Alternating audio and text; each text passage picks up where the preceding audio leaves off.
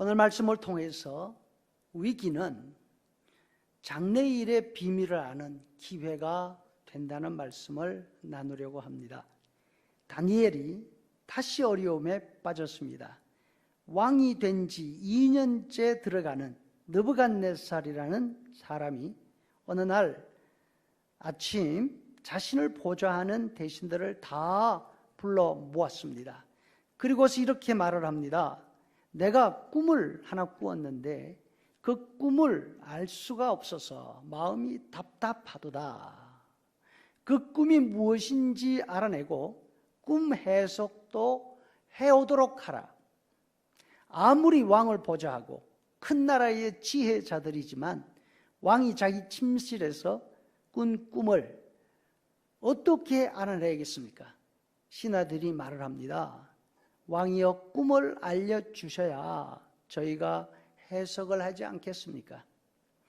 내 꿈을 알아맞히지 못하면 내가 꾼 꿈 이야기를 한들 너희의 해몽을 내가 어떻게 믿을 수가 있겠느냐? 왕이 말을 합니다. 얕은 수작 부리지 말고 내 꿈 찾아내고 그 꿈의 해석도 알아오도록 해라. 그렇지 않으면 너희들이 지금까지 내 봉급받으면서 내 앞에서 말한 것들이 다 나를 속인 것인 줄 알고 너희들을 처형할 것이다. 하지만 꿈과 해몽을 알아오는 사람에게는 큰 상과 지위를 주겠다. 나라에 있는 모든 사람들이 큰 위기를 만났습니다. 신하들은 답답한 심정으로 왕의 비서실장을 찾아가서 하소연합니다. 왕이 해도 너무합니다. 도대체 세상에 어떤 사람이 이런 일을 해낼 수가 있겠습니까? 그런데 그 소식이 왕에게로 바로 들어갑니다. 왕은 자기 나라에 있는 모든 점성술사들, 지혜자들을 다 잡아들이라고 명령합니다. 다니엘에게도 체포 영장이 발부되었습니다. 많은 사람이 죽을 수밖에 없는 운명에 처했습니다.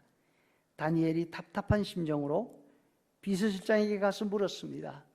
왕이 이렇게 무리한 명령을 내려서 많은 사람을 죽이려고 하시는 이유가 뭐냐고. 비서실장이 다니엘에게 그 이유를 설명해 주었습니다. 왕이 신하들을 오해하고 있다고. 신하들이 꿈을 이야기해 주지 않으면 어떻게 해몽을 할 수 있겠느냐고 이야기했는데 왕은 이 말을 신하들이 위기를 모면할 시간 끌고 있다고 생각한다는 것입니다. 다니엘이 왕에게 들어가서 말합니다. 자기에게 시간을 조금만 주시면 자기가 왕의 꿈도 그 해몽도 알아서 알려드리겠다고. 다니엘은 집으로 돌아와서 하나님께 기도합니다. 동시에 함께 믿음을 가지고 있는 세 친구에게도 나와 함께 기도해달라고 부탁합니다. 그러자 바로 그날 밤 하나님이 다니엘에게 왕의 꿈을 보여주시고 그 해석도 알 수 있도록 환상을 보여주셨습니다. 다니엘은 꿈과 해몽을 찾았으니까 왕에게 보고해달라고 부탁합니다. 왕이 꾼 꿈은 하나님이 장차 일어날 일들을 그 비밀을 왕에게 보여주신 것이라고. 이 일을 통해서 다니엘은 상급과 명예를 얻었을 뿐 아니라 하나님이 모든 신들 중에 어떤 신이시고 만물의 통치자이시라는 사실을 알게 되었습니다. 베드로 사도가 말씀합니다. 너희가 이제 여러 가지 시험을 인하여 잠깐 근심하게 되지 않을 수 없으나 오히려 크게 기뻐하도다. 너희 믿음의 시련이 귀하여 칭찬과 영광과 존귀를 얻게 하려 함이라 말씀하셨습니다. 온 세상이 겪는 어려움은 믿음의 사람들에게도 근심거리인 거 맞습니다. 이런 근심은 예수 믿는 사람들이라고 우리를 피해가지 않습니다. 하지만 세상 사람들은 염려와 근심으로 끝나지만 우리가 겪는 이 어려움은 우리들에게 두 가지 기회가 되는 줄로 믿습니다. 첫째로는 기도하는 기회가 됩니다. 다니엘은 자신을 비롯한 모든 지혜자들이 죽게 되는 위험을 당할 때 하나님 앞에 기도합니다. 혼자 기도할 뿐 아니라 기도 동무들에게 같이 기도해달라고 부탁합니다. 여러분은 어떻습니까? 기도하시면서 기도의 동지들을 찾고 있으십니까? 우리가 지금 겪고 있는 이 어려움, 세상이 과연 어떻게 될까? 이 일이 끝나고 난다면 얼마나 많은 사람들이 고통 겪을까?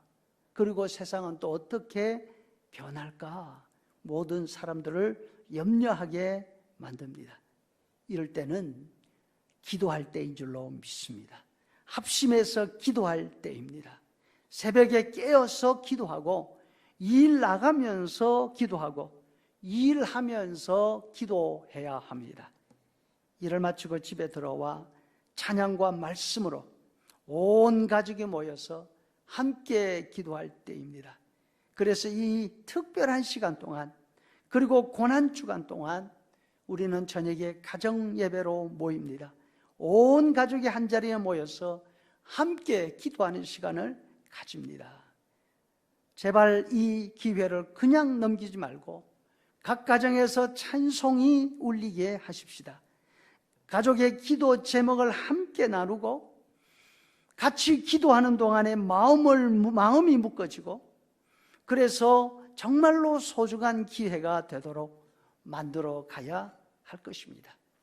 둘째, 우리가 의지하는 하나님이 어떤 분이신지 우리가 다시 한번 확인하게 되고, 그리고 그 하나님을 의지하는 우리가 얼마나 위기에 담대한 사람인지 사람들이 알게 되는 기회가 되는 것입니다.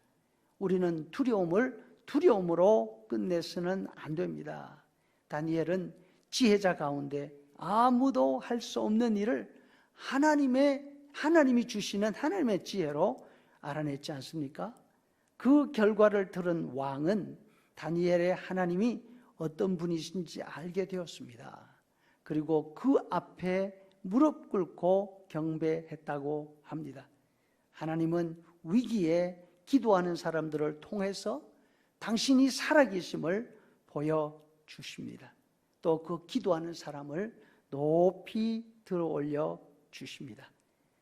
이 시간 동안 세상 사람들이 모두 가지고 있는 염려와 근심, 그 이야기를 들어줄 수 있는 그런 기회도 가질 수 있으면 참 좋겠습니다. 다른 사람들은 염려하고 불안해하지만 우리는 기도할 수 있습니다. 우리가 기도할 때에 우리 기도에 하나님께서 반드시 응답해 주십니다. 그리고 기적으로 우리를 붙들어 주시고, 기적을 통해서 주신 주변 사람들에게 알게 하시는 그런 기회를 만들어 주실 것입니다.